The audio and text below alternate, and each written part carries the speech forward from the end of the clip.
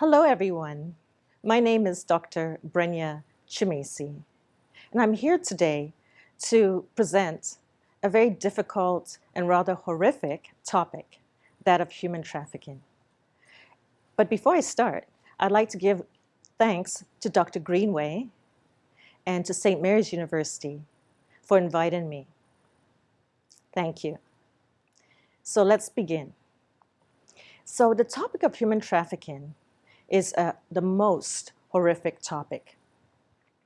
It is a topic that we professionals and we trench workers do not like to discuss publicly because the general population does not need to know the horror of the details. However, I'm here today because it does need to be presented, because human trafficking, under two aspects of it, is worse than ever today.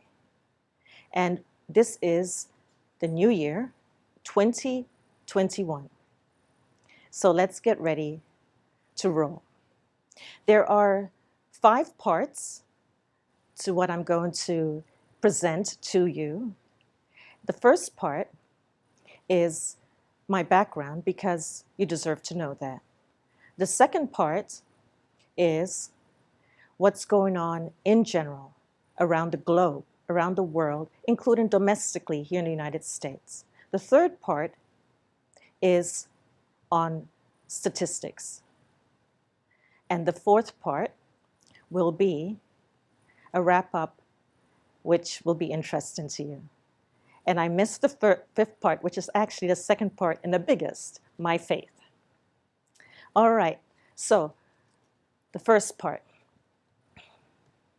Human trafficking is all around us, here in the United States.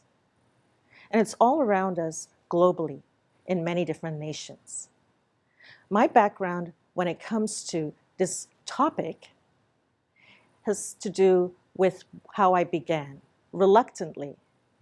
I began reluctantly in Baltimore City, state of Maryland, in 1982, when I was working in the public defender's office, and I was placed with the street gangs.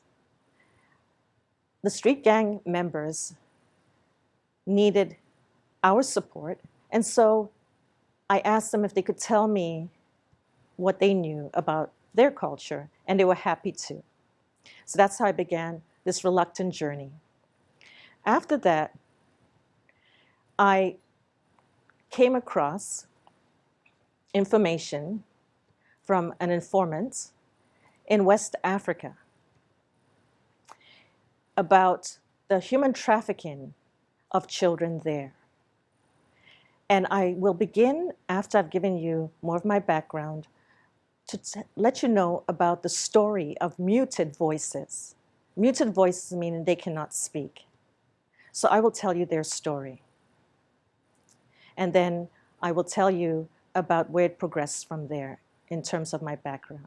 Now, I must tell you that my fields, professional fields, are in law, psychology, criminal justice, and now information technology, and I'm beginning to learn much more about AI, artificial intelligence, which is important to even this topic. As I go on, I would like to thank our law enforcement with you. Law enforcement here in the United States especially, because the United States is a fantastic nation of fantastic trench workers and fantastic professionals, which I've had the honor to work with. So now let's move on to the most important part of me, my faith. I am a Christian, and my faith is that God leads me in my paths, even if I'm reluctant. So now let's dig in. So we had the third part. The third part is generalized statistics. The generalized statistics is our nation, the United States of America, has the most horrific and worst human trafficking around the world. However, we must think carefully and logically, because the United States is gigantic. It has 50 states and a large population of people. And furthermore, the United States is welcoming to so many who seek refuge. And therefore, logically, one must consider why it has the worst statistics. Another point is the United States has money, and you'll hear from what I have to tell you today, that the human traffickers, the perpetrators, the criminals, they follow where the money is. So that is why the nation of the United States is filled with this difficulty and problem. However, globally, we have Europe and the other continents, such as Asia, and it is horrific there as well. I will extrapolate Ireland as a quick example. So Ireland has a problem with human trafficking. Approximately 70% of those human trafficked in Ireland are exploited sexually. About 20% are exploited from servitude. That's work exploitation. Now let's go for another example in Asia.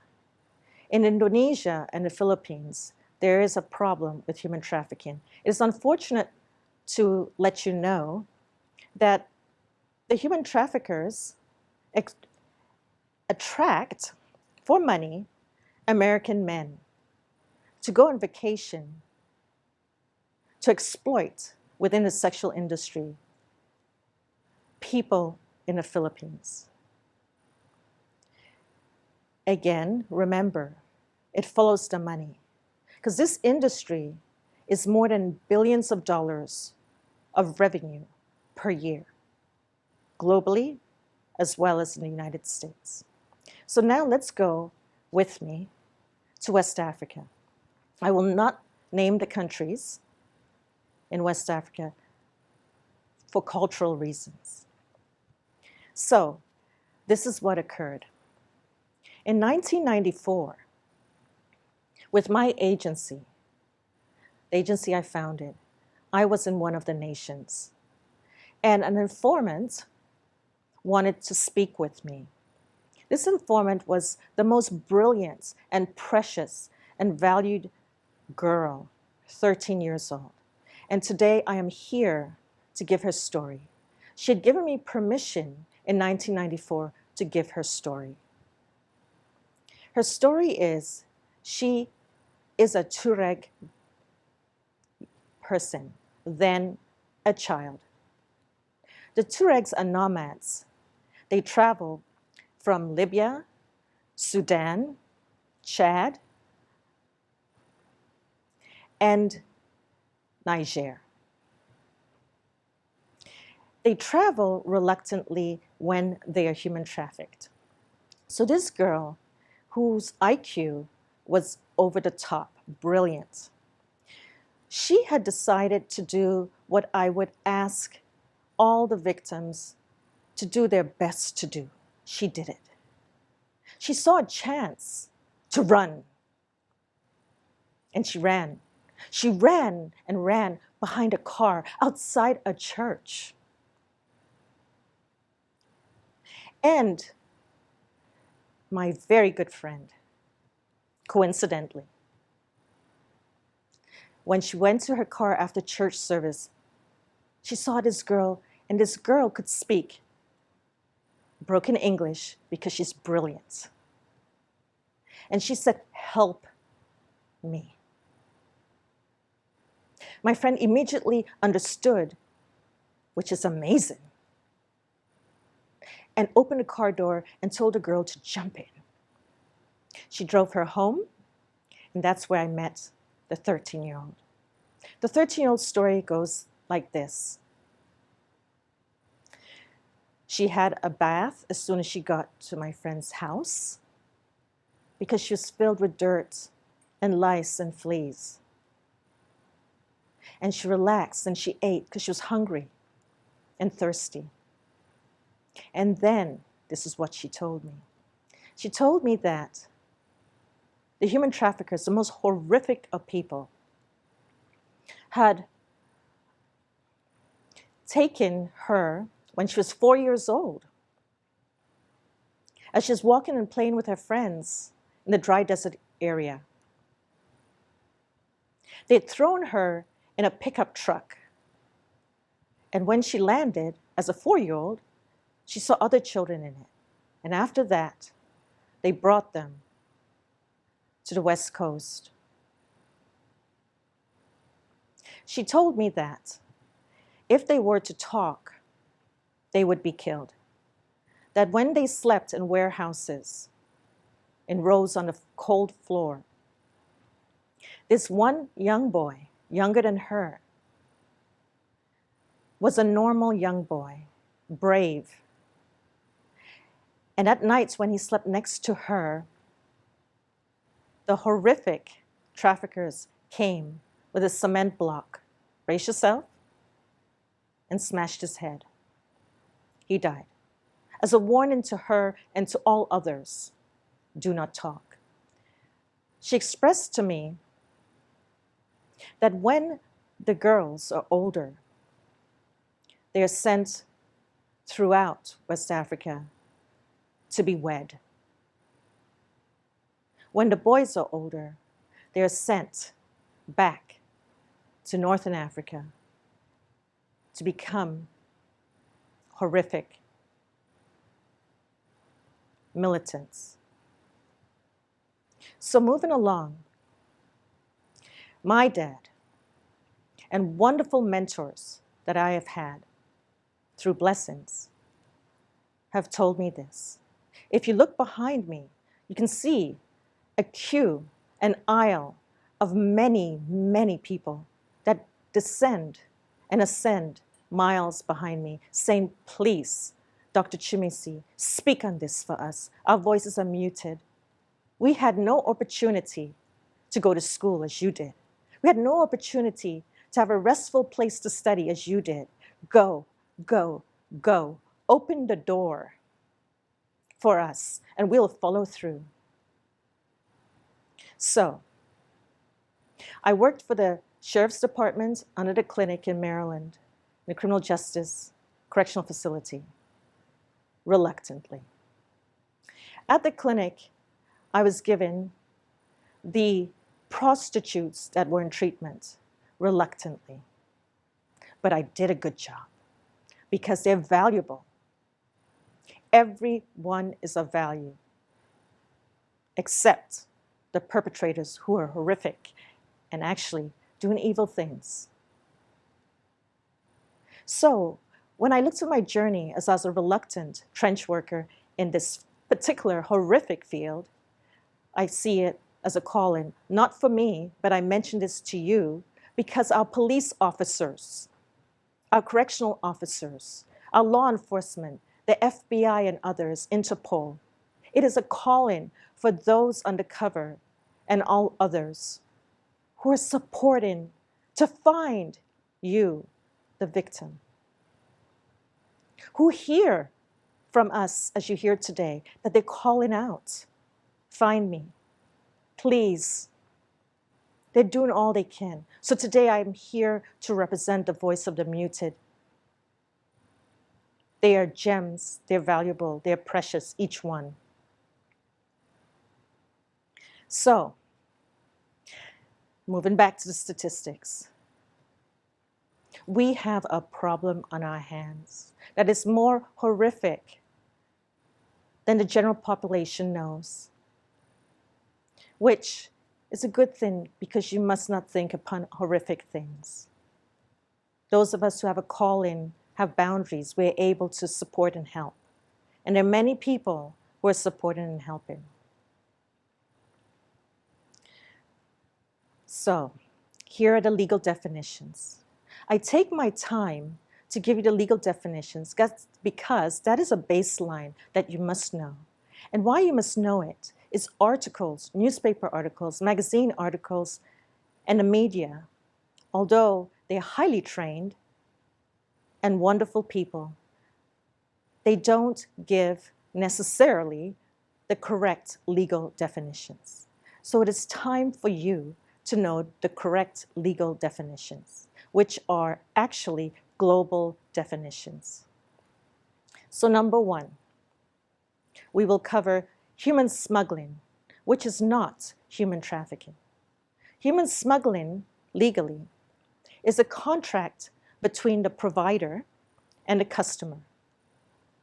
The provider states, I will support by illegally taking the individual or the family or the group across legal jurisdictions. It's an illegal contract. Prostitution is the second. Prostitution is the exchange of sexual favors for value. In law, we're careful as we say this. The exchange, again, of sexual favors for value. We're careful because we generalize, because value can mean so much more. So there are many more prostitutes around and about that don't appear to be prostitutes. However, they're given sexual favors for value. Now let's go to what we're discussing here today, human trafficking. So human trafficking is in two parts. Exploitation of servitude for work is one. Two is sexual exploitation. And the legal term for that is by fraud, by force, by coercion. And remember, this is a global definition. Because globally, we are trying to find you, the victim. We're doing all we can in our little parts to help you be rescued and then to help you recover. So, I had mentioned that it is worse now than ever. You may have heard when you're thumbing through social media, whether you live in North America, South America, Australia, Asia, Europe, Antarctica. While you're looking at social media, you may have heard our media, our journalists, our investigative journalists are fabulous. They educate well. Now you know the definitions. The definitions are very important because many people, including people in a classroom and writing articles, mix up human trafficking with human smuggling. Now, granted, human trafficking can result from human smuggling. I'll give you an example. So Dubai, Libya. Many go there to work. And people help them, but perpetrators, illegally to get there. And then they seize their passports. They seize everything they have. They threaten. So remember definition, force, fraud, and coercion. There's so much to share with you. One adult escaped Libya with videotape. We have the evidence. And told us, take note, everyone. So again, I'm talking for the muted with a promise. Where are the children, the babies born, and the women who were smuggled across as well? Where are they? They've disappeared. Actually, they're in the clutches of perpetrators and human traffickers of the most violent kind for years. So, given my faith, personally, what I will brief you is that within the word it states, hurt a hair on a child's head, and is worse for you than an anchor of a milestone put around your neck and drowned. So please, if you're thinking as a young person to join the horrific human traffickers, do not. Because we're looking at justice, equity, diversity. We speak nice words, but this is the worst. We've gone through lockdown. We've talked about social media, how we have to learn it across the globe. Guess what? The human traffickers have learned it as well. That's why statistically in 2021, we're worse off than we were ever before with human trafficking and sexual exploitation. They have learned, as you have, about Zoom. They have learned, as you have, about the different platforms. And therefore, they've become much more organized, as you have, to perpetrate this horrific industry online.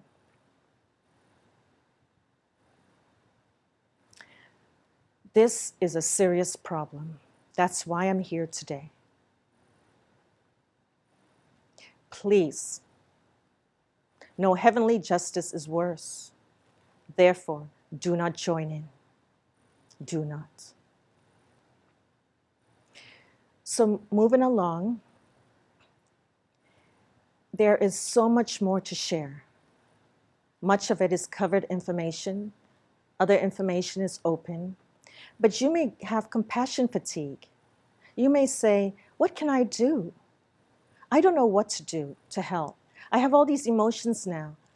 I may be thinking, I wish I wasn't watching this because I don't know where to put my emotions. You see, that's frustration, which we understand. And frustration is unmet expectations. We understand this. So what I want to say is this.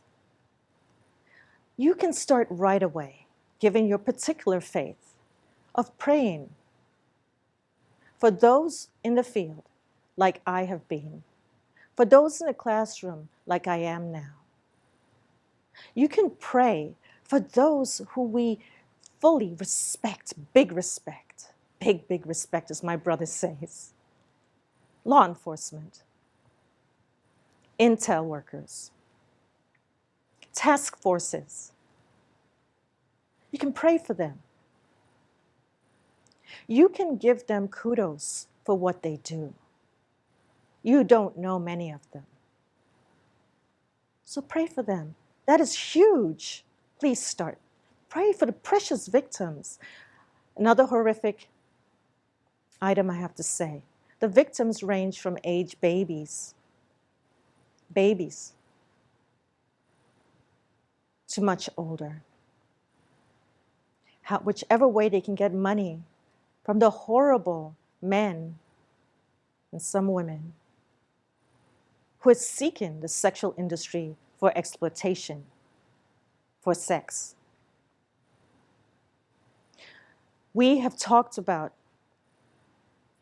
get a culture of not hiding this and placing in media the faces of those who made use of these precious victims. You can support them even if you don't know them. Pray. The next thing to do is this. I have told the victims on purpose for you, the audience, to hear. Run, run, run. Some of the run-in definition is they slip a note full of fear, because remember, they could be killed easily. Once the evidence is gone, it's easier. So the perpetrators do kill. They may slip a note on a napkin in the airplane. They may slip a note to someone. They may write or scratch in the bathroom. Please, if you don't understand it, but you think this is curious, immediately give it to law enforcement officer. Because you can trust me, law enforcement officers today in the United States of America are well trained to know what to do next, even if it is not their division. You can do that.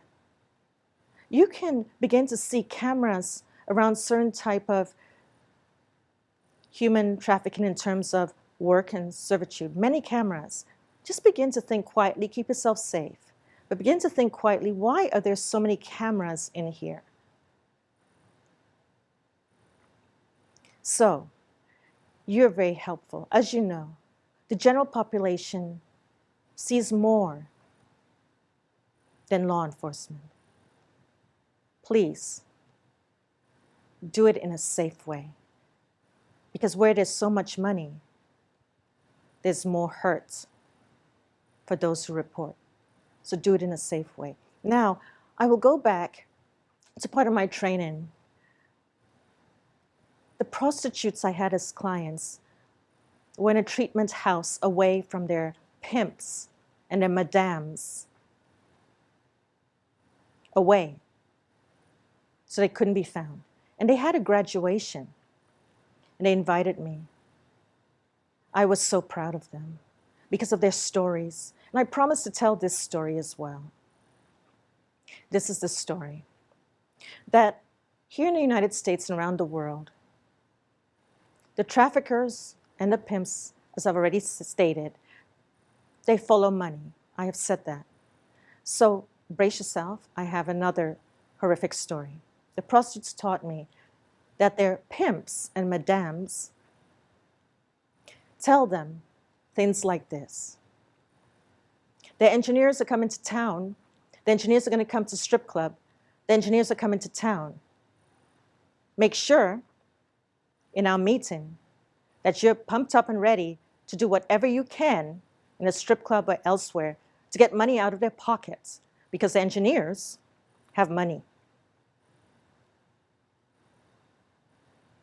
They said they would weep, and many of them would be on drugs to numb themselves out. Drugs that they did not want, but were given by force